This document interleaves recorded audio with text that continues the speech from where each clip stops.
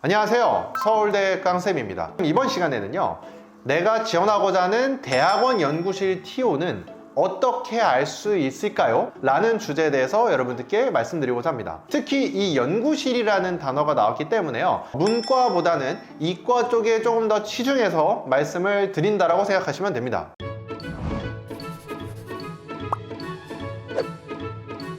내가 희망하는 연구실 TO를 알아보는 방법은 두 가지가 있습니다. 첫 번째는요, 대략적으로 모집 요강의 인원을 보고 TO를 추측할 수 있다입니다. 이 부분에 대해서 조금 더 살펴보면요, 아니 모집 요강에 인원이 나온 대학원이 있나요? 라고 말씀을 주시면요, 네, 있습니다. 바로 서울대학교 대학원 입학원 모집 요강을 보시면요, 학과별로 석사, 석박사, 박사, TO가 몇 명인지 나와 있죠. 물론요, 서울대를 제외하고 웬만한 대다수의 대학원들, 연세대, 고려대, 카이스트, 포항공대도요, 이런 모집 요강에서 인원은 나와 있지 않습니다. 땡명 혹은 땡땡명 이렇게 나와 있는 경우가 있거나, 아니면 그냥 뽑는다 O, 안 뽑는다 X 이렇게만 나와 있기 때문에요, 내가 지원하고자 하는 대학원 전공 더 깊이 들어가면 그 세부 연구실이 이번에 뽑는지 너무 궁금하신 분들이 많을 거예요. 그래서 제가 1번에서 대학원 모집 요강, 특히 서울대에 한해서 일단 추측하는 방법도 말씀을 드리고요,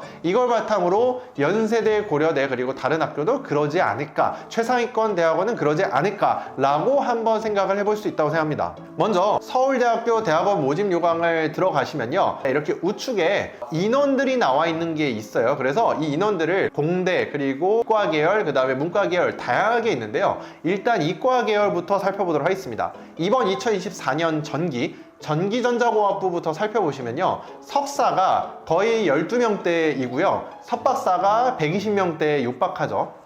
서울대 전기전자공학부의 먼저 예시를 보면 교수님이 몇 명인지를 일단 사이트에 한번 가셔서 교수님 숫자를 세보세요. 예전에 제가 셌을 때만 하더라도요, 거의 7, 80명 이상, 많게는 90명, 100명까지도 달하기 때문에요, 우리가 뭐 서울대 전기전자대학원 그냥 뭐 공대생들은, 뭐 서성한 연고대생들은 그냥 가는 거 아니야? 라고 말씀하신다면 저는 그렇게 생각하지 않습니다. 왜냐면 저도 서울대 학부부터 나왔지만 서울대학교 자대생도요, 인기 연구실은 반년에서 1년 정도 기다리는 경우가 많습니다. 그거는 연구실 TO 때문에 그래요. 특히 이렇게 전기전자공학부는요, 석사생이 거의 교수님이 8, 90명 이상인데 12명, 뭐 거의 석사 안 뽑는 거죠. 석박사 같은 경우 120 몇 명이라 하더라도요, 한 연구실에 TO만 따지면 사실 2명을 넘지 않습니다. 그러면 실제로 한 연구실에 그럼 절대 2명을 안 뽑냐? 그렇진 않아요. 이게 연구실마다 그 인원 TO가 조금 다른 경우도 있고요, 이런 연구실 보조금, 그리고 기업 보조금, 이런 연구 보조금들을 갖고 계신 그런 교수님들은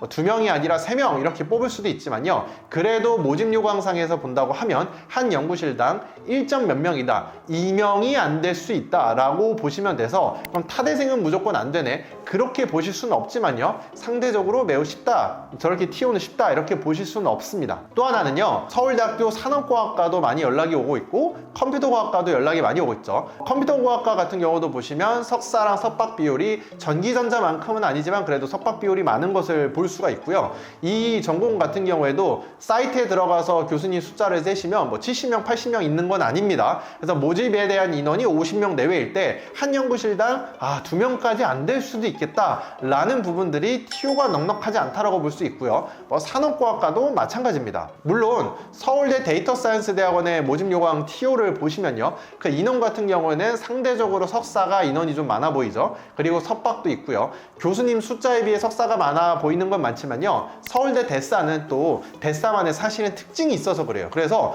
인원을 이렇게 왜 많이 뽑고, 이런 인원들에 대해서 내가 나중에 어느 연구실에 어떻게 TO로 확인해 보고 싶다, 서울대 대사는 사실상 그게 힘든 곳입니다.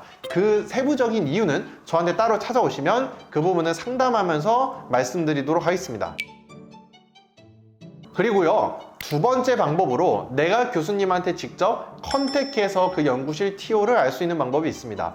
다만요, 교수님한테 이메일을 보낼 때 교수님 이번 학기 TO가 어떻게 되나요? 저 관심 있어요. 이거를 뭐 한두 달 전에 그냥 메일을 보낸 학생이라면 교수님이 좋아할까요? 이 영상을 보시는 여러분들이 교수님이라 하더라도 원서 접수까지 이제 2달, 3달밖에 안 남았는데 메일 보내면서 TO 있나요? 이렇게 물어본다고 하면 너무 약간 간을 보는 느낌이기도 하고, 정말 우리 연구실에 오고 싶은 건가? 그게 아니라 그냥 이 대학원의 학벌과 스펙이 필요한 건가? 이런 여러 가지 챌린지가 있을 수 있겠죠. 그래서요, 교수님한테 연구실을 컨택을 해서 TO를 물어본다는 느낌이 아니라 그 교수님한테 컨택을 해서 그 연구실에 가고 싶다고 얘기를 하면서 자연스럽게 미팅들이 이어지거나 하면 그분이 TO를 얘기할 수도 있고, 아예 그분께서 TO가 없다고 하면 미안한데 너의 정성스러운 글과 내용은 잘 봤지만 우리 연구실은 1년간 학생을 더 이상 뽑을 수 없다 라고 알아서 말씀해 주시는 경우가 많기 때문에 이 컨택 메일을 잘 쓰시는 것도 중요하고, 제가 어떻게 컨택 메일을 써서 교수님한테 이런 걸 확인할 수 있는지도 향후에 문의를 주시면 도와드릴 수 있습니다. 이번 시간에는요, 대학원 연구실에 대해서 TO를 알고 싶어하는 특히 공대 부분에서 여러분들께 2가지 방법을 말씀을 드렸습니다. 지금까지 서울대 깡쌤이었습니다. 감사합니다.